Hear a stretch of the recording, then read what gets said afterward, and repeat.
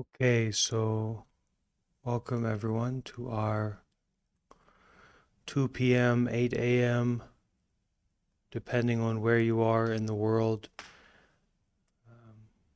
study group, meditation group.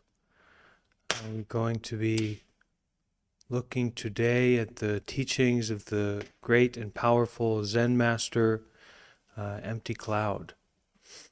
But we're going to start with some meditation together to settle in, to connect with our body, our breath, our mind at this moment.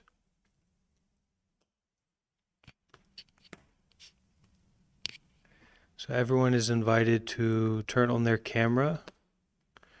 If they are comfortable to do so, then that's great. You can share your meditation position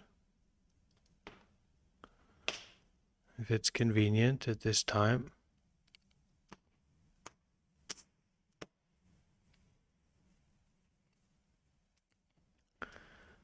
Start to find your meditation position, whatever that is for you. Maybe sitting by the fire, maybe laying down, maybe it's in the bathtub, but if that's your meditation position, then you should have prepared. There's not time to get into the bath now, so you'll have to make do, seated or laying down. And a lot of times, joining a meditation online, we're sitting in a computer chair or something like that, and that's also okay. Don't think that you need to be sitting in the Ganges River of India in a full lotus yoga position to meditate. You don't need to do that. All right, so finding our meditation position, we can start to take a few deep breaths, 2 or 3 or 5, whatever we need. And as we are breathing in deeply, bringing the mind home to the body, bringing our full awareness, our full attention home to the body at this moment.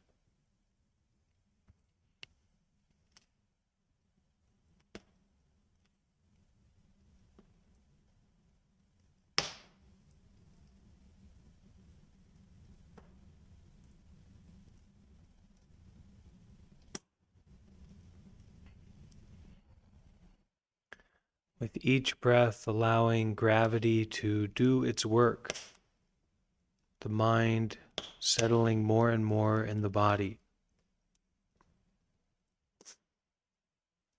The body becoming more and more still with each breath, and with each breath becoming more and more aware of the body as it is right now.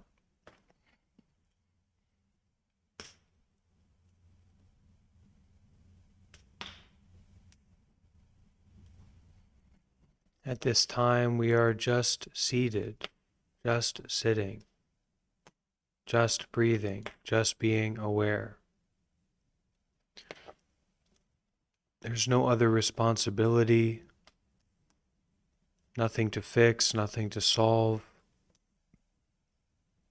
no past, no future. At least for this moment, just settling in to be with the body, to be with the mind in a state of non-judgment, non-confusion, non-striving.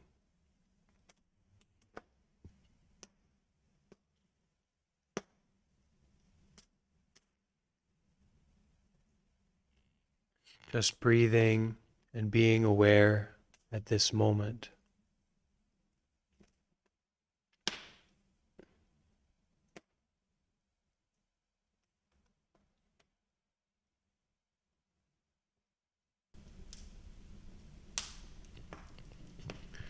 As we hear sounds, just hearing, as we notice thoughts or distractions, just noticing, not getting caught up in the content or the judgment about any particular thought, sound, or feeling.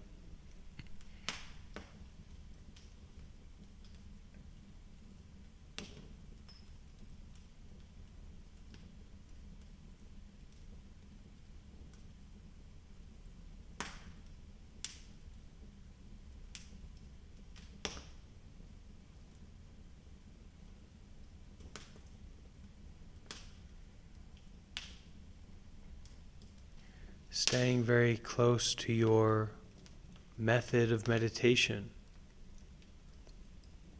awareness of your breath, awareness of your body.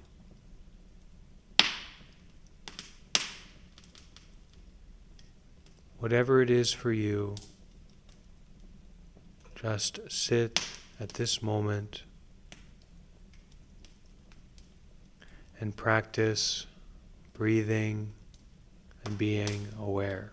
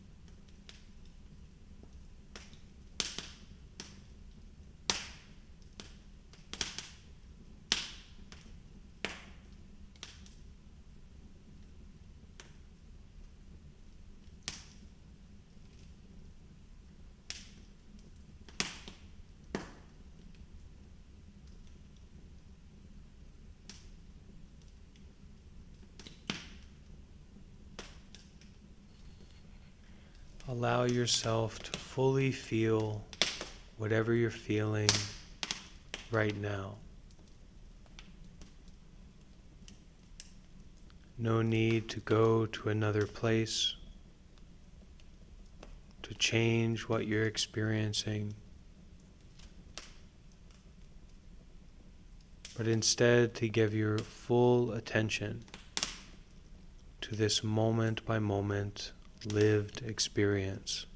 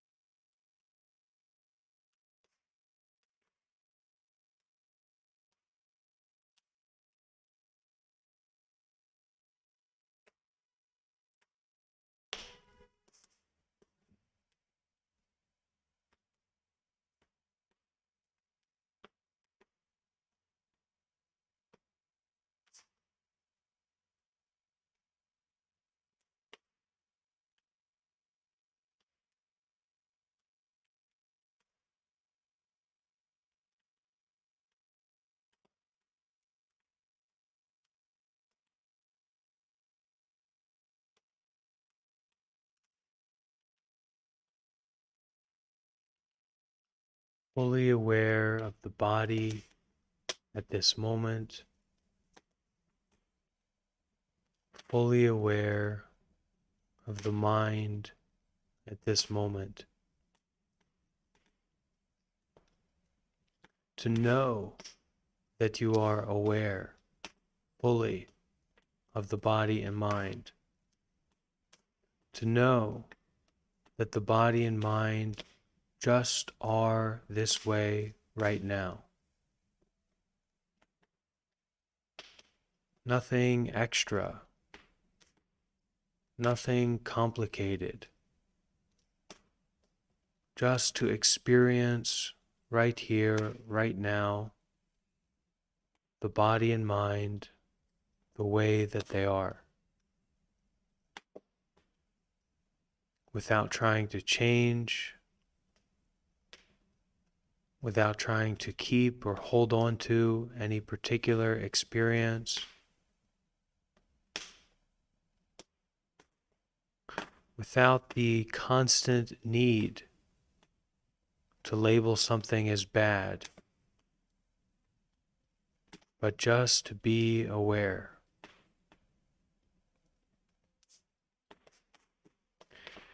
In this just being aware, the breath can be an essential tool, a very helpful tool. So if at any time we get confused about what we're doing, what meditation is, just breathe. Just be aware of your body right now.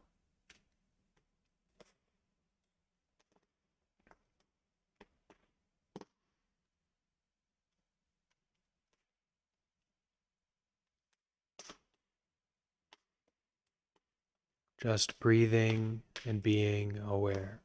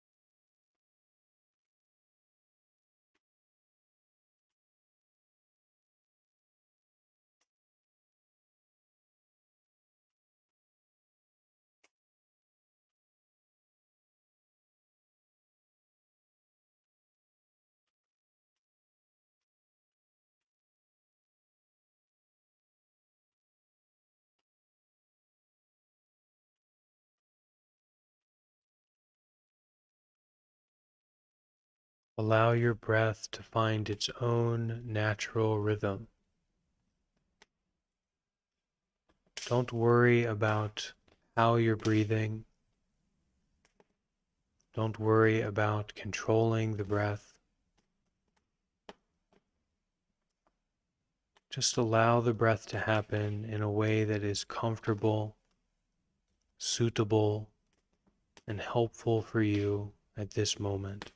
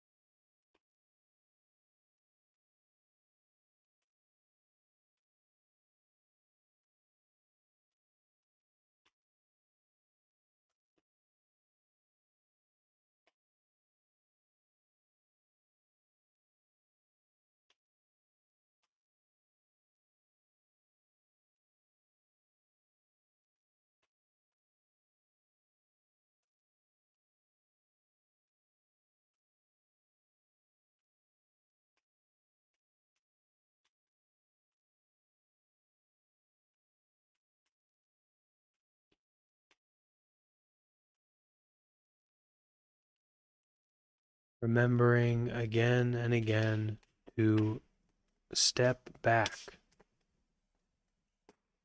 from any kind of complicated thinking,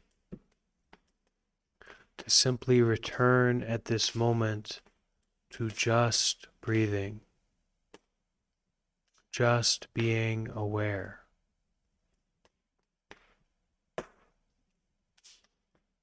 Being aware of the body as a whole. Being aware of your life, your mind as a whole. Sitting here right now, just breathing, just being aware.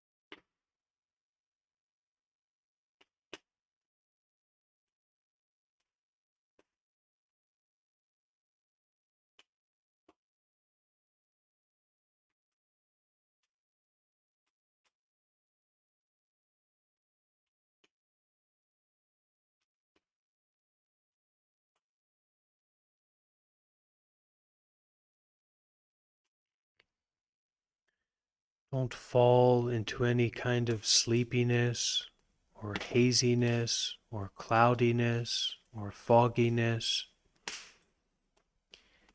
It can be a very nice feeling to be so sleepy, so foggy just before we go to sleep, just like we curling up in a warm bed when we're very, very tired and going to sleep. That can be a very nice feeling, very relaxing, but it's not what we're doing in our meditation practice. Keeping this sense of concentration, of aliveness, of alertness with each and every breath, each and every moment of breathing and being aware, awake, clear-minded. That is to see clearly whatever is arising and passing away moment by moment.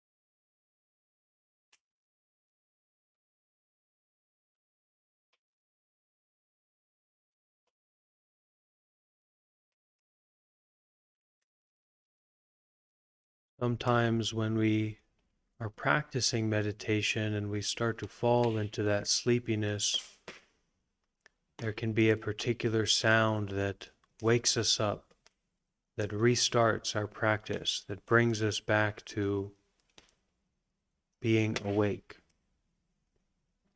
So we learn in our meditation practice to be that sound for ourselves. That is our meditation method. To remember your way of applying the mind, returning back to your awareness of the breath, returning back to your awareness of the body or a particular mantra that you're chanting, whatever it is, restarting, refreshing, continuing to practice, following the breath as it flows in and goes out.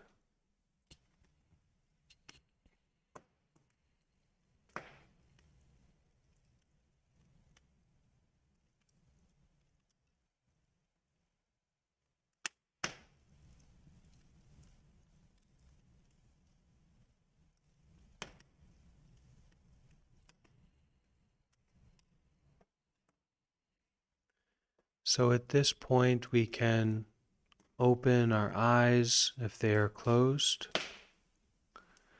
We can start to move our body from the left to the right.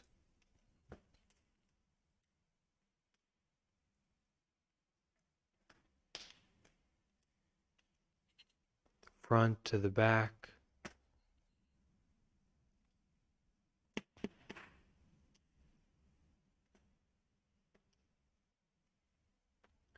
Starting to slowly stretch and move the body. We can also rotate our neck, stretching our neck.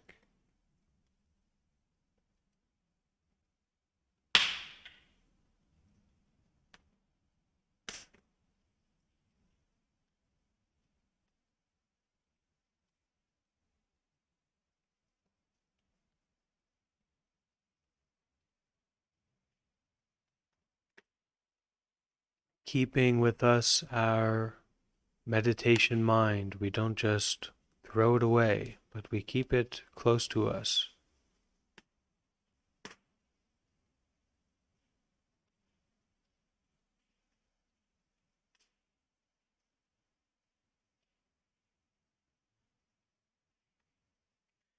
We can also rub our hands together and then massage our face, massage our head.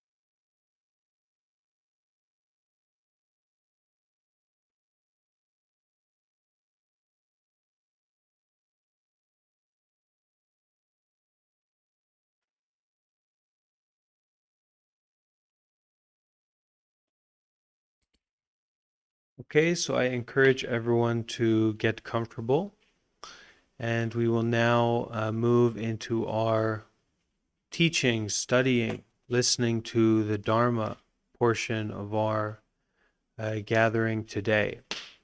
So we'll be continuing our reading from yesterday on the teachings of Empty Cloud, who was a Chinese Zen master, a monk who lived to be more than 100 years old, and is really one of the greatest masters of our era. You know, if you consider to want to know about enlightenment, to want to know about Zen, to want to know about meditation, to want to know about anything like this, this is one of the best sources that our modern society, that the past 100, 200 years has come up with. So this is a collection of his teachings brought together by one of his students. Maybe his student is kind of adding some input and adding some things, but I've read some very direct translations from Empty Cloud's Chinese to English, and I know about his teachings, and this doesn't seem to be very much different at all. So it's very close to the source, and we're all really very, very fortunate not only to be gathered together, but to be gathered together in this meditative way, this contemplative way, to listen to these wisdom teachings. And naturally, going to connect with each of us in a different way. You know, we're not all the same person. We don't all speak the same language, even. So we're going to have different ways of relating to and connecting to these teachings, but the wisdom is there. So we can all feel some gratitude as well for this opportunity. So we'll begin the reading, but before that, I'm going to put some more wood on the fire because it's cold and raining.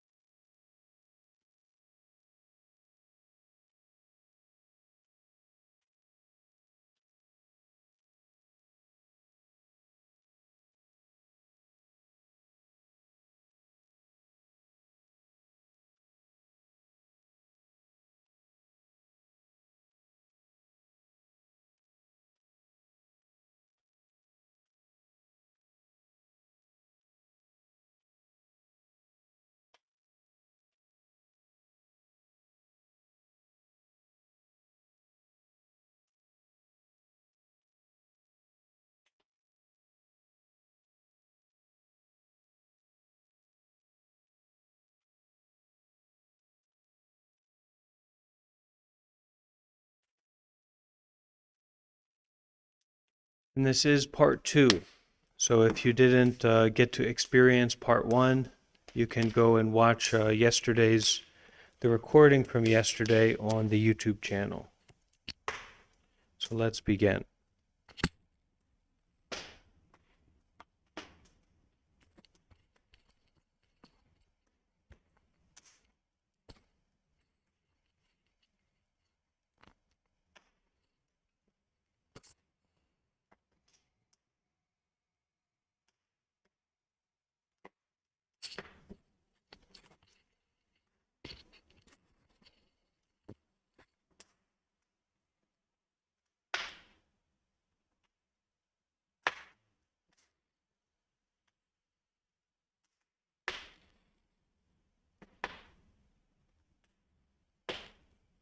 Okay, can everybody hear me all right? Is audio okay? All right. So this is chapter 2, Chan training. So most of us know the word Zen. We've heard the word Zen. This word comes from Chan. Chan Buddhism, Zen Buddhism originates from China, and they call it Chan. So when we hear that word Chan, it actually means Zen, or Zen actually means Chan.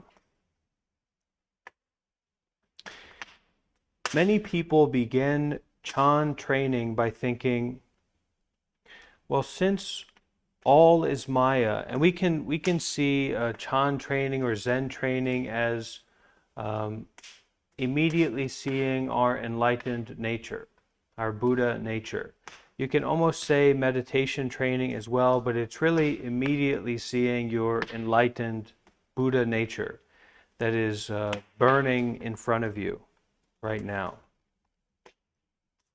So many people begin Chan training by thinking, well, since all is Maya, or samsaric illusion, since all is illusion, samsara, illusion, it doesn't matter what I do or how I do it. The only thing that's important is gaining nirvana, gaining enlightenment. So since there is no such thing as good or evil, I will do what I want. So some people have this mindset when they hear about Zen or when they hear about this Buddha nature. However, it does matter what we do. Chan is a branch of the Buddhist religion, and as Buddhists, we must adhere to ethical precepts. Samsara or no samsara, we obey the precepts. And in addition to this, we also follow the strict rules of discipline that govern our training. Let's start with the training rules. Okay, so a lot of Western people who getting into spirituality or meditation specifically, they just want to do a meditation method, focus on the breath, and then they want to have a very powerful spiritual experience. They want to have, I'm a very spiritual person now. But a lot of those schools or training or those desires to just get this special experience, to dive deep into meditation, totally forego this foundation of being a good person. How can I be a good person? How can I live ethically? How can I be kind and patient and gentle in difficult situations? How can I recognize and move away from the unskillful activities that have become habituated in me? And that's really the foundation of the spiritual path. That's all these precepts, these ethical guidelines that we follow. And certainly if you're invested enough in being a good person and following ethical guidelines, you'll find some that are pretty clear, pretty straightforward. And Buddhism has many of those guidelines, systems for those guidelines. So being a good person, obeying these precepts, don't lie, don't steal, don't overeat, don't use harsh speech.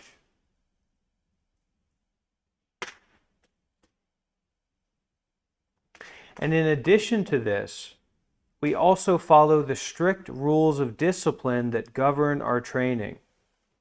Let's start with the training rules. So this is for someone who goes to live at a monastery or someone who really sets their mind to awaken, to transcend their suffering, following these kinds of training rules. While there are many different methods that may be followed, before beginning any of them, a practitioner must meet 4 basic requirements. They must understand the law of causality, cause and effect, accept the rules of discipline, so accept to follow the form, to follow these guidelines, maintain an unshakable faith in the existence of the Buddha self. So this is to maintain an unshakable faith in the existence of peace that is alive and accessible and ever present in your life and in reality, this Buddha self, this non-confused, non-suffering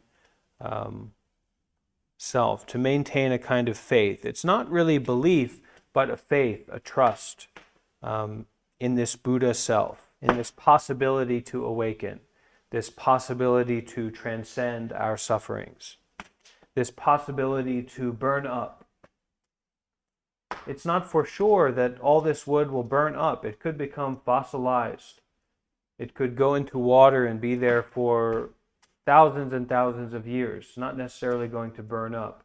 But we can have a faith that if we keep this wood in a certain environment, in certain conditions, if we do certain things, that this wood will burn up. So it's not so much a belief, but a faith. It needs to be unshakable. Be determined, and finally, be determined to succeed in whichever method they choose. Be determined to succeed in whatever method they choose. So a very common teaching, and I think it's a good one, but not everyone teaches in this way.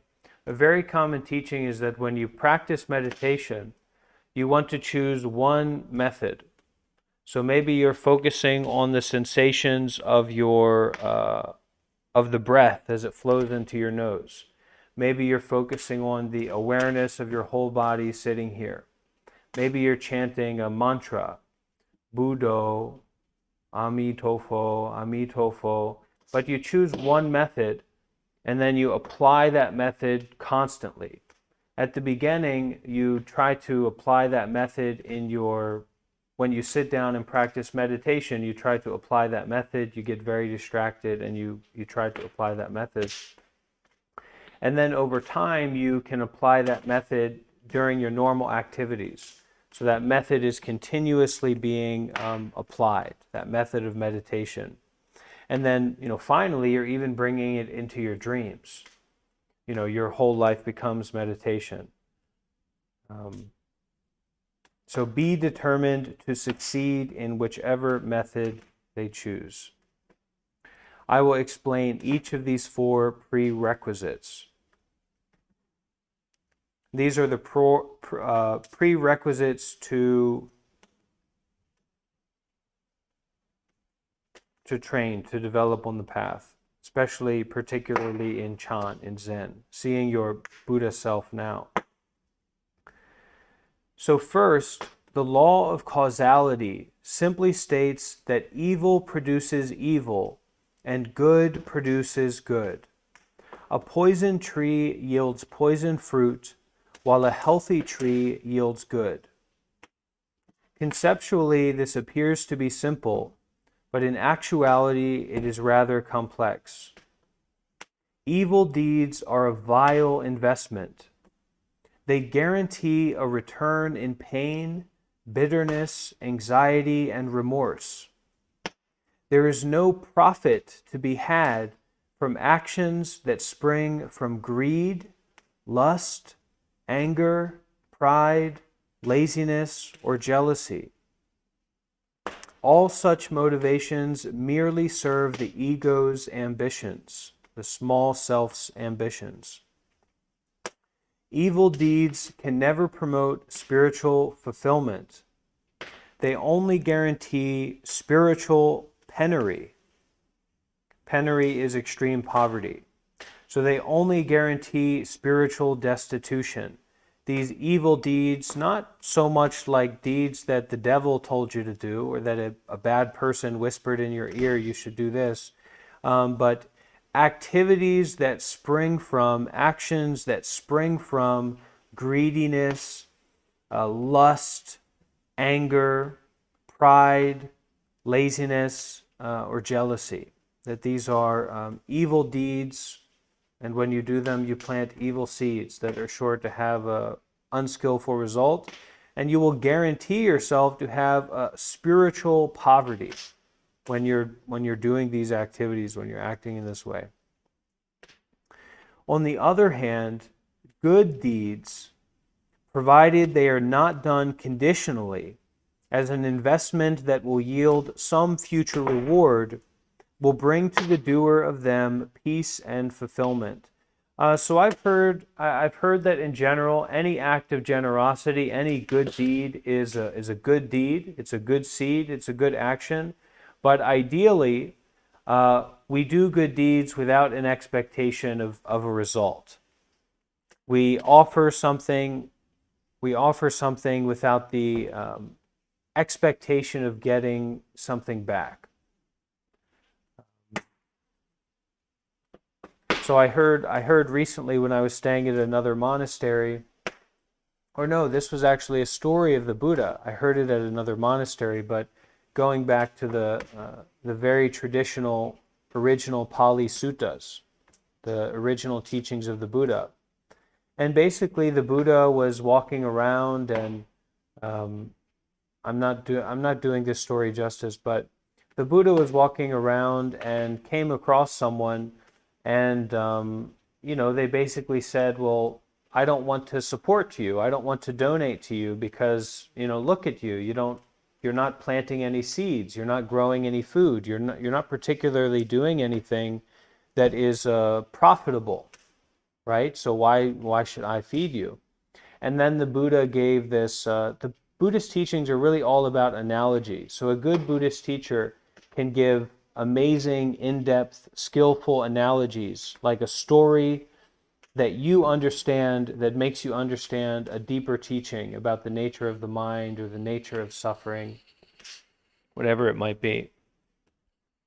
So the Buddha gave this incredible analogy to this farmer, this farming person, about how planting seeds in the mind and planting good deeds, and how the Buddha, very eloquent analogy.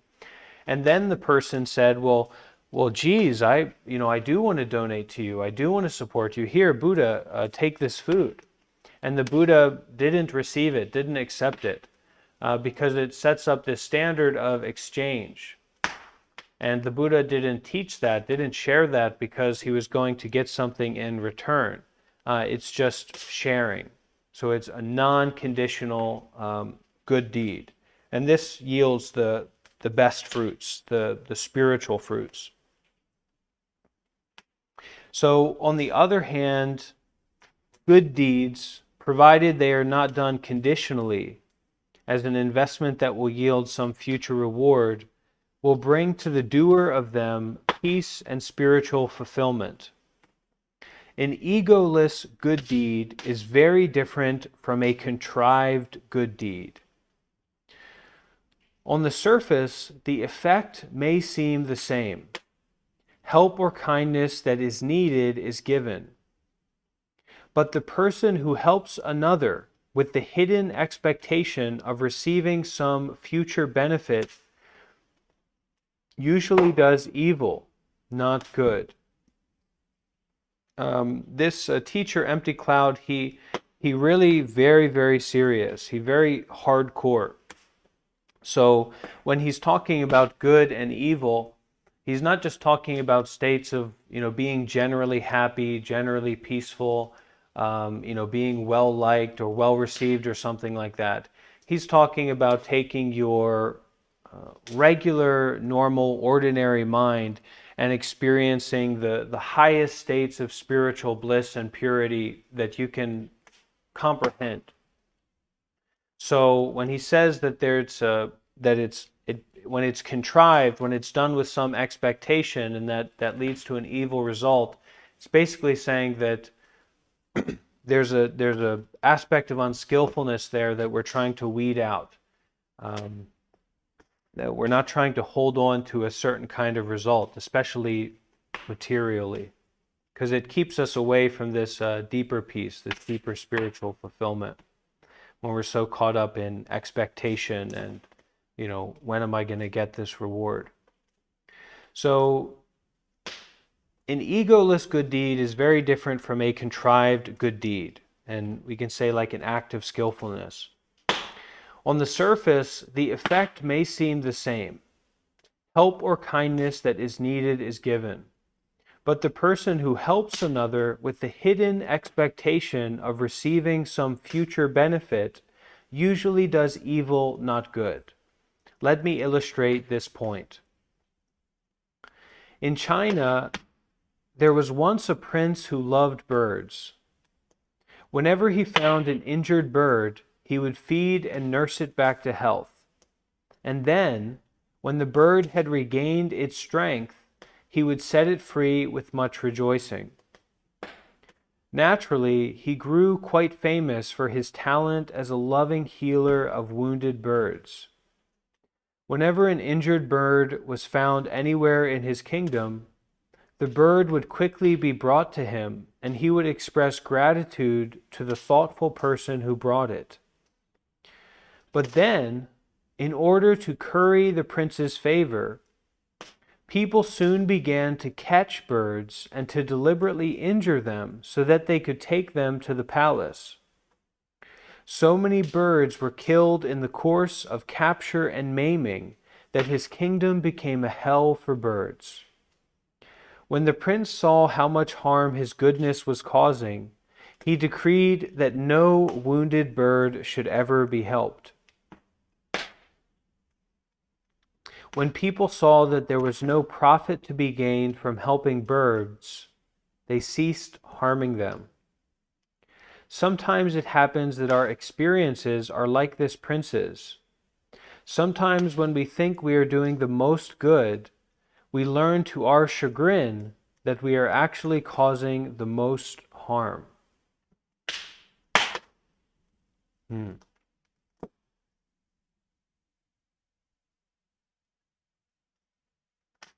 So do good deeds without expectation. That's something that the founder of this center, the founder of the Tabarwa organization, teaches. It's one of his main teachings is do good deeds and practice non-attachment.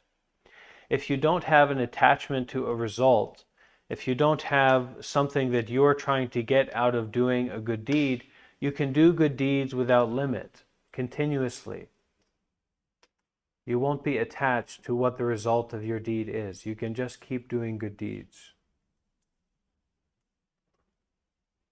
Perform a good deed in silence and anonymity. Forget about rejoicing. A good deed should have a very short life, and once dead should be quickly buried. Let it rest in peace. Don't keep trying to resuscitate it. Too often we try to turn a good deed into a ghost that haunts people, that keeps reminding them of our wonderful service, just in case they start to forget. But what happens when we are the recipient of someone else's kindness? Well then, we ought to let that good deed gain immortality. Letting someone else's good deeds live is much more difficult than letting our own good deeds die.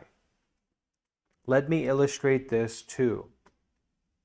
So it's a very curious idea here, very much against the modern strain of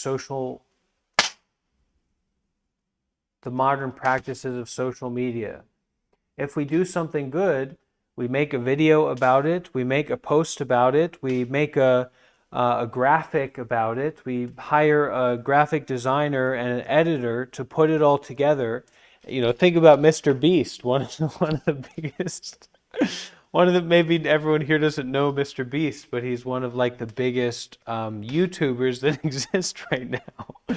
And he does these good deeds, and he does a lot of, I think, wonderful good deeds, acts of generosity, and then he records them, and he publishes them, and he promotes them to no end. You know, he pushes his own personal good deeds into immortality. So is that right or wrong? I wouldn't say. But this Zen master here says, perform a good deed in silence and anonymity. I've heard this before in another collection of Zen teachings, to cultivate hidden virtue, to do good deeds in secret. We always think, we're doing the bad stuff in secret. And the good stuff we want to tell everyone, look what I'm doing.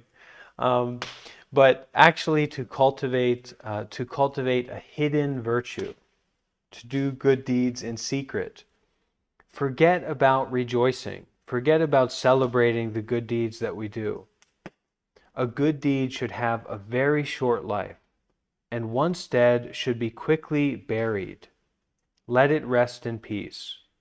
Don't keep trying to resuscitate it.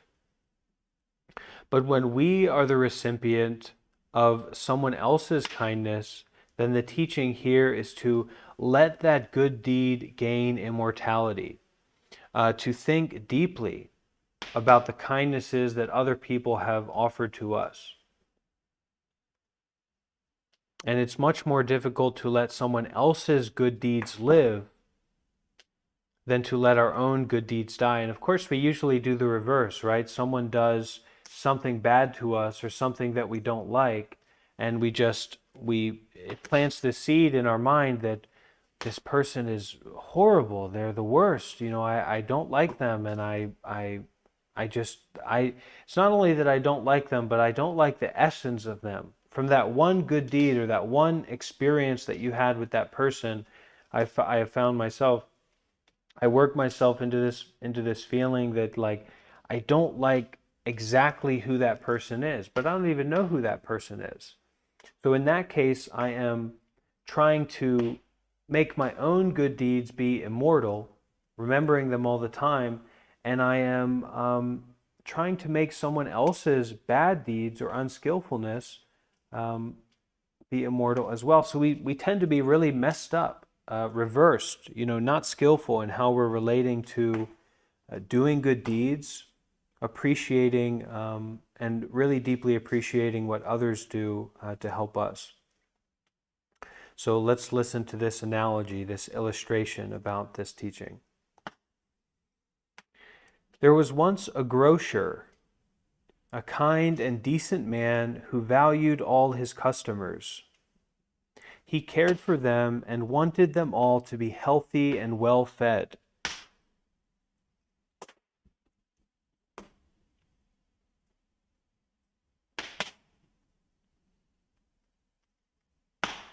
He kept his prices so low that he did not earn much money, not even enough to hire someone to help him in his little shop. He worked very hard in his honest poverty, but he was happy.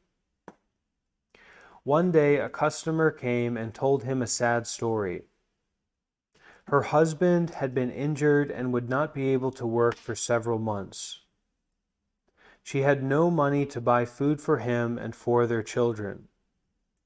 Without food, she wept, we will all die. The grocer sympathized with her and agreed to extend credit to her. Each week I will provide you with rice for 7 days and vegetables for 4 days, he said, and that surely will be enough to sustain your family's health. And then, when your husband returns to work, you can keep to the same menu while paying off your account. Before you know it, you'll all be eating vegetables 7 days a week. The woman was so grateful. Every week she received rice for 7 days and vegetables for 4.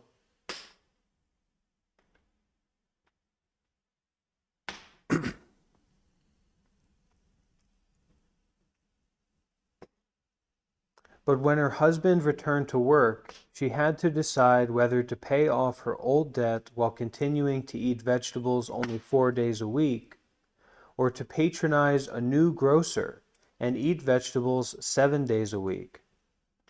She chose the latter and justified her failure to pay her debt by telling people that her former grocer had sold her rotten vegetables. How often, when we want something badly, do we promise that if we are given what we desire, we will dedicate our lives to demonstrate our gratitude? But then, once we receive what we so ardently sought, our pledge weakens and dies almost automatically. We quickly bury it without ceremony. This is not the Chan way. This is not the way of Zen. And so, just as a farmer who sows soybeans does not expect to harvest melons, we must not expect, whenever we commit selfish or immoral or injurious acts, to harvest spiritual purity. Neither can we hope to hide from our misdeeds by removing ourselves from the location in which we have committed them. or to assume that time will expunge the record of them. Never may we suppose that if we just ignore our misdeeds long enough, people whom we have injured will conveniently die, taking to the grave with them our need to atone for the damage we have caused. It is our good deeds that we must bury, not our victims or broken promises. It's very, very deep. You know, I certainly have done a lot of bad deeds, things that I would like to bury, to get rid of, you know, people that I've hurt in my life.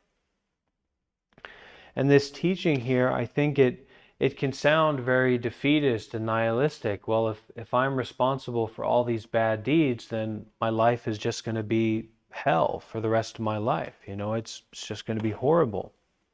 But of course, that's not the point of these teachings. The point of these teachings is to cultivate spiritual purity, to transcend that hellish realm of our small self, of our small-minded worries and self-judgments. So to that effect, it is our good deeds that we must bury, not our victims or broken promises. So there's something about recognizing, accepting, and not trying to get rid of those bad deeds. That awareness of our unskillfulness. That awareness of those issues that we've caused for other people. They can be a kind of fuel for the fire. We may not think that because there is no witness around to question us, we will not have to answer for our misdeeds. Many old Buddhist stories illustrate this principle. Let me tell you a few of my favorites. During the generation that preceded Shakyamuni Buddha's life on earth, many of his Shakya clansmen, the group, the class of people, the tribal group of people that the Buddha was a part of. So before the Buddha's life on earth, many of his Shakya clansmen were brutally massacred by the wicked king Virudaka, the so-called Crystal King. Why did this terrible event occur? Well, it so happened that near Kapila, the Shakya city in which the Buddha was born, there was a large pond, and on the shore of that pond there was a small village. Nobody remembers the name of the village. One year a great drought occurred. The crops withered and the villagers couldn't think of anything else to do but kill and eat the fish that lived in the pond. They caught every fish except one. This last fish was captured by a boy who played with the wretched creature by bouncing it on its head.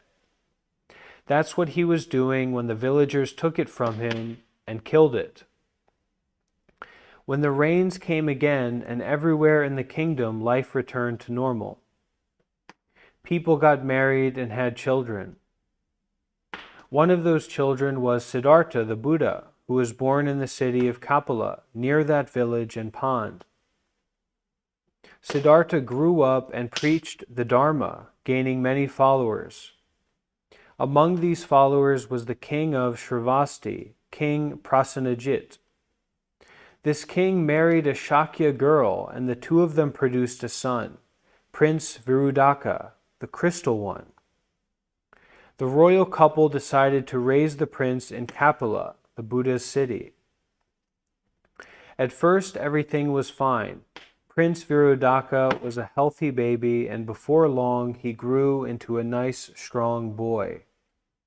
But before he was even ready to start school, a momentous event occurred. It happened that one day during the Buddha's absence from Kapila, the young prince climbed up onto the Buddha's honored chair and began to play there. He meant no harm, he was just a child playing.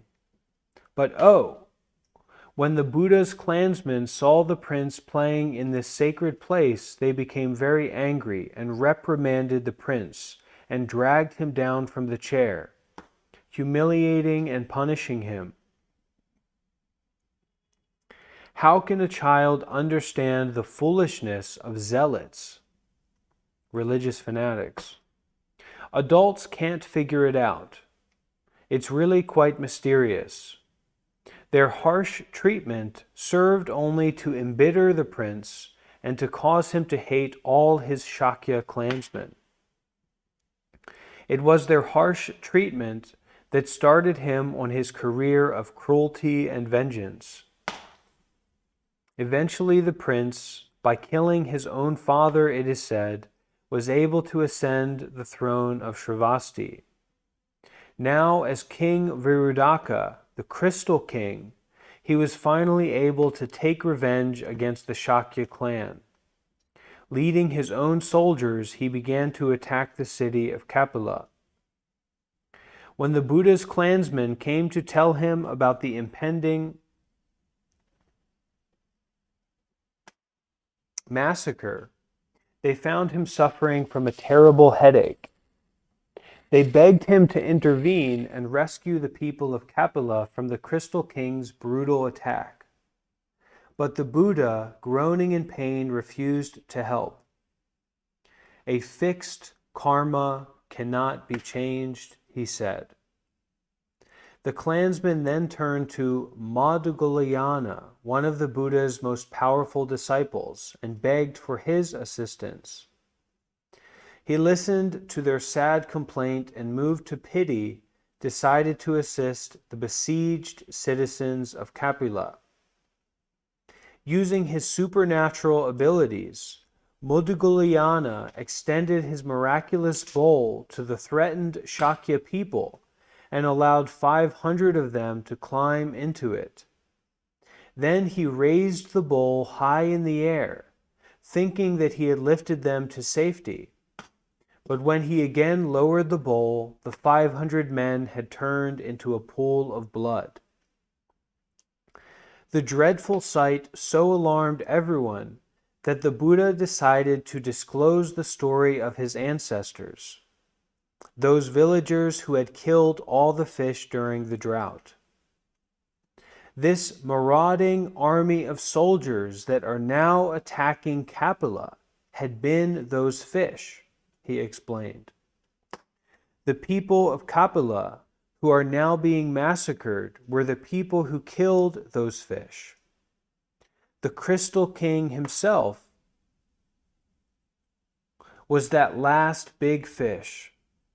And who, do you think, the Buddha asked, holding a cold cloth against his forehead, was the boy who bounced that fish on its head? So for killing the fish, the people suffered death. And for hurting that fish's head, the Buddha was now plagued with an awful headache. And what about Virudaka, the Crystal King? Naturally, he was reborn in hell.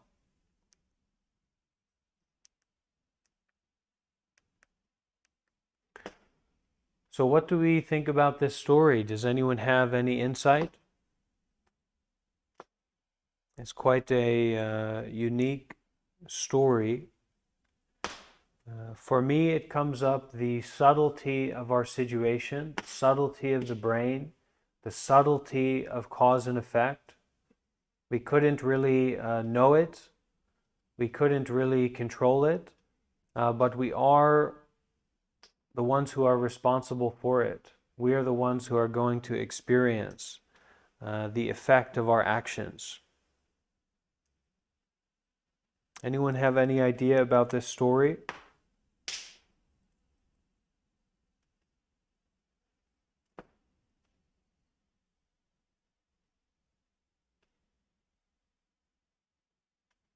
Karma, cause and effect. And so you see, there is no end to cause and effect. There is no avoiding cause and effect. There is no doing a bad deed, running to another place and avoiding it. cause and effect is law. It is an aspect of reality itself. A cause produces an effect which itself becomes the cause of another effect. Action and reaction. This is also a law of thermodynamics. I think so. Sounds right.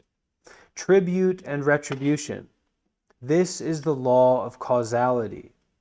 Sooner or later, our evil deeds catch up with us. The only way to prevent the effect is to prevent the cause.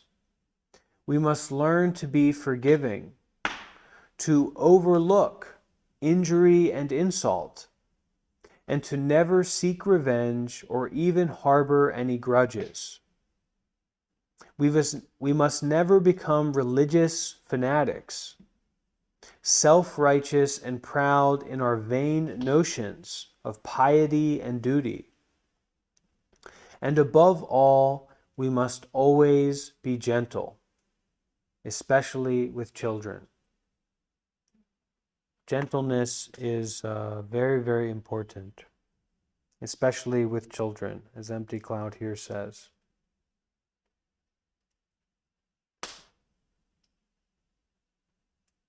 So I think that that is a very sweet way to end the reading portion of our session. We're going to be continuing this reading in the coming days. This chapter is a little bit longer than the previous chapter, so we'll stop it there at about the hour mark. And as we wrap up, we'll just take a moment. We can adjust our posture, come back to our meditation, come back to our breath, our internal awareness, and just kind of after listening to those teachings, taking a really close look at our body and mind at this moment and letting those teachings sink in, settle in.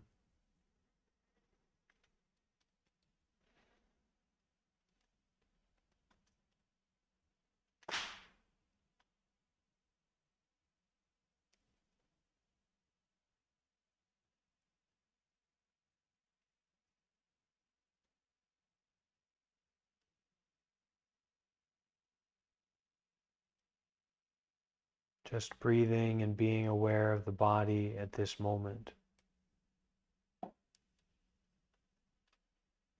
No ending, no beginning,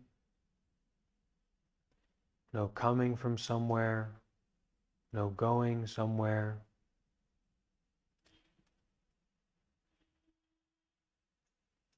Just this breathing and being aware.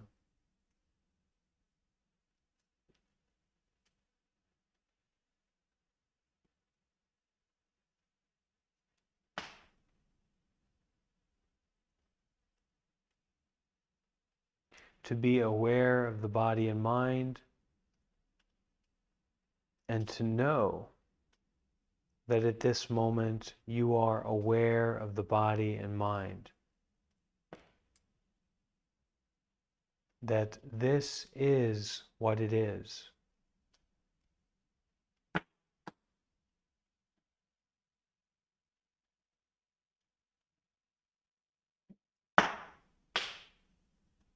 Being with the way it is right now.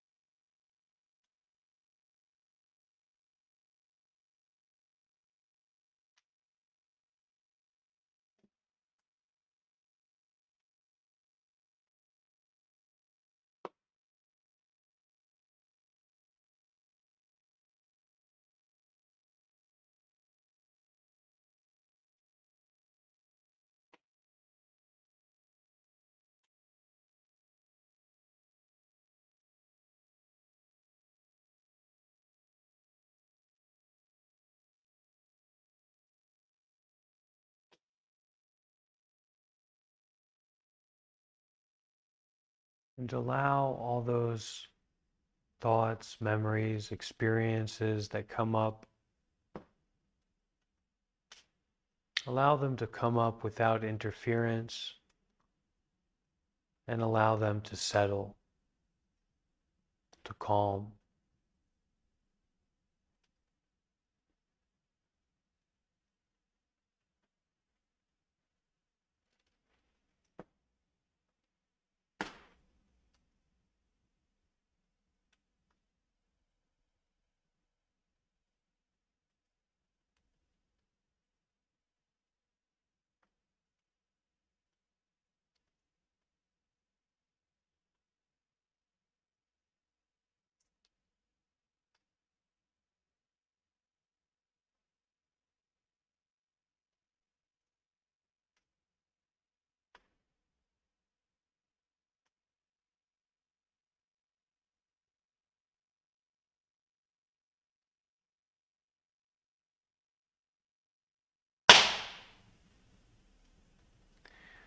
Okay, we can now all bring our hands together and we will finish up our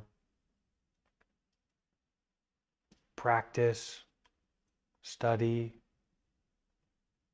time together with the 3 sadhus, which carries the meaning of well done. So we give ourselves a pat on the back, we give each other a pat on the back, and we recognize the success of our activity and also the wholesomeness of it. Okay, 3 sadhus all together. Sadhu.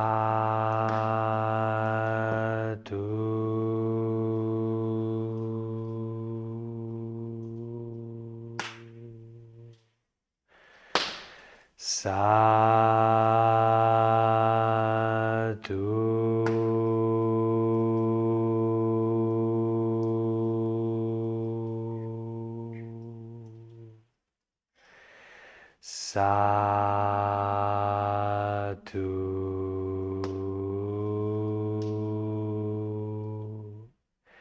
And we can all bow to each other and to our own practice. All right, so thank you everyone so much for joining. We will be back here we'll be coming back together in about 5 hours for evening group meditation, fireside guided group meditation, guided and non-guided. For now, we're just having that on the Discord. We aren't sharing that on YouTube. If enough people start to come that we fill up on Discord, then we'll share that on YouTube. But right now, our fireside 2 p.m. Group meditations are just on the Discord server. Okay. So thank you everyone so much for joining. Take a good care of yourself, and see you soon. Bye-bye. Also belated happy birthday, Bante. Okay, thank you, Abi. Happy birthday to you too. Happy continuation day. You're continuing, so happy birthday. All right.